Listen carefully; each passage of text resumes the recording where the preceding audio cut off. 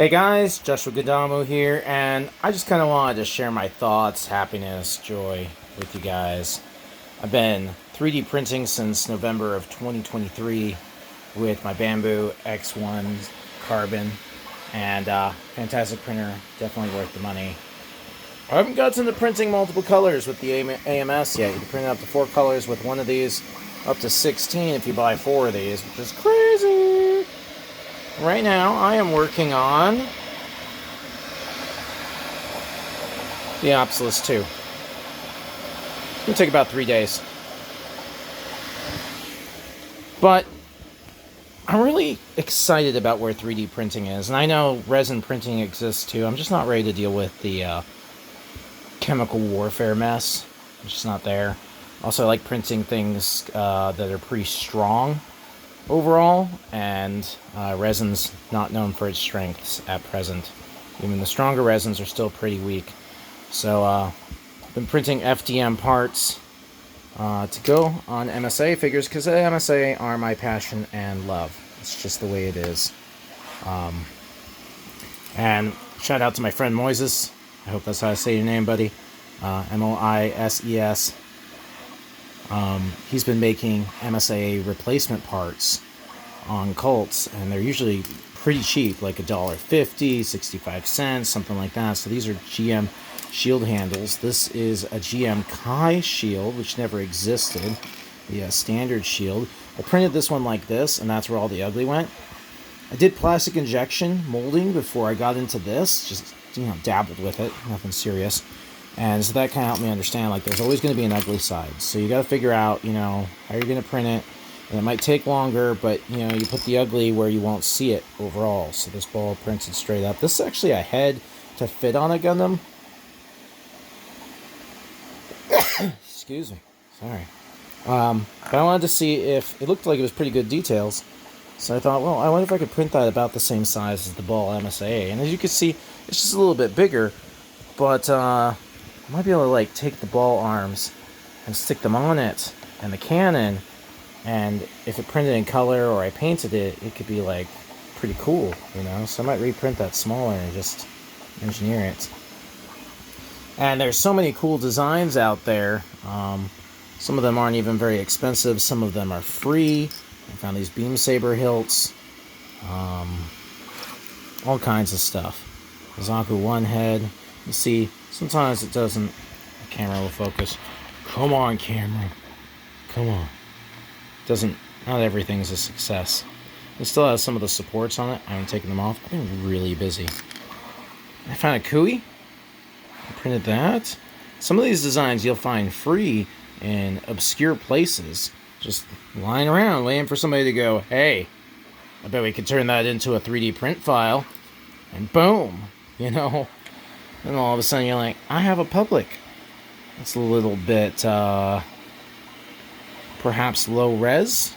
You can see the slants on it.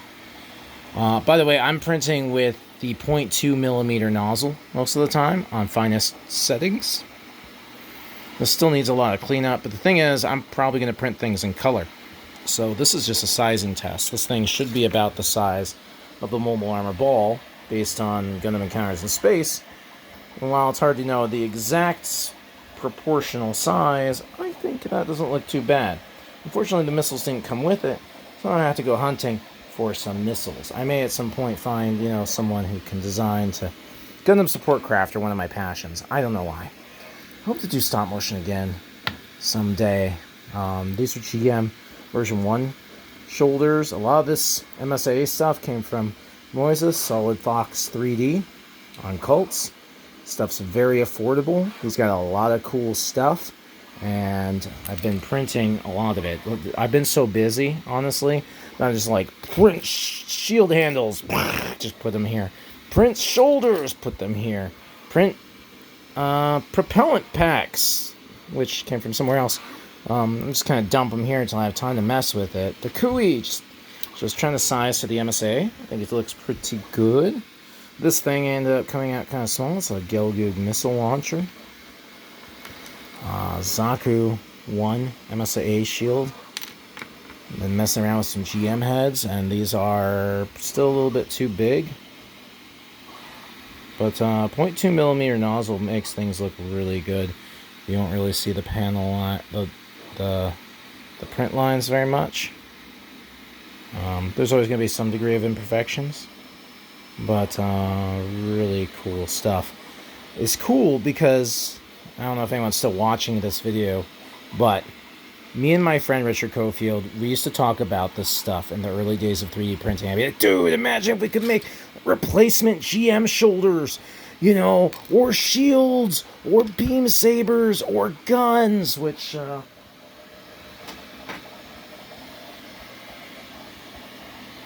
of these more cleanup, but that's the Zaku sniper rifle, or the version 2 MSA Zaku, to scale.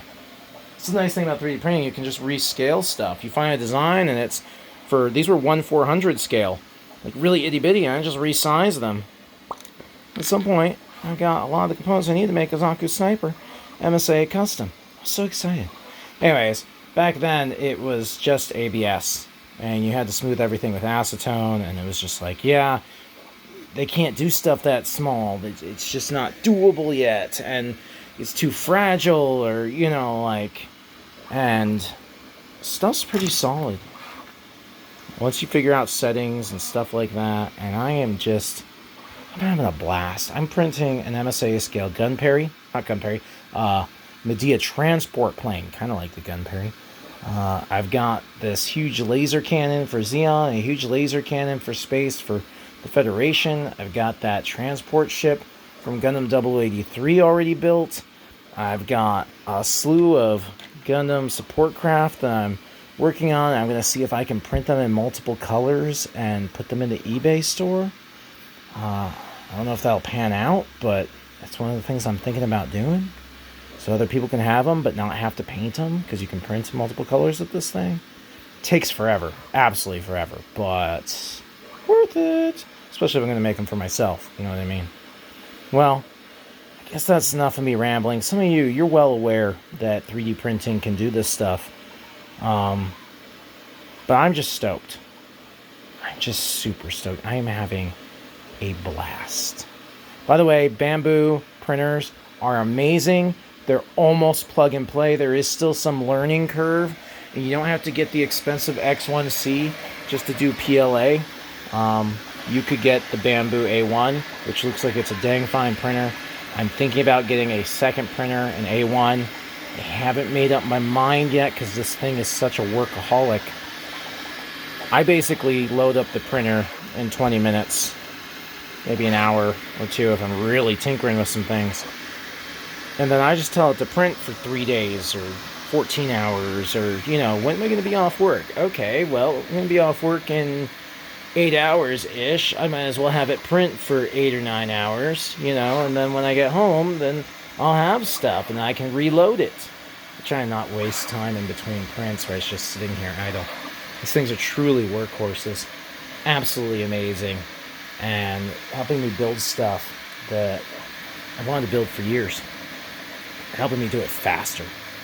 Well, thanks for listening to me ramble. If anyone got this far, you get an imaginary cookie. 3D printed imaginary cookie that's still edible if you imagine it. See you guys later.